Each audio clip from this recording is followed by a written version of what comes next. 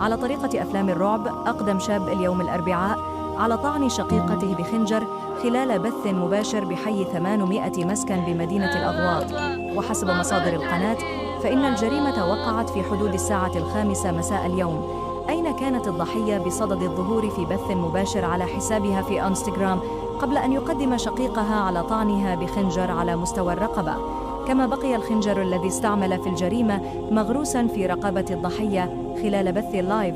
وقد تم نقل الضحية في الأربعينات من العمر إلى المستشفى في حالة خطيرة. وكانت ابنة الضحية كانت برفقتها ساعة وقوع الجريمة، وراحت تصور والدتها ملقاة على الأرض وهي في حالة هستيريا. وقد أظهرت المشاهد الضحية وهي ملقاة على الأرض مدرجة بدمائها وترفع السبابة للتشهد.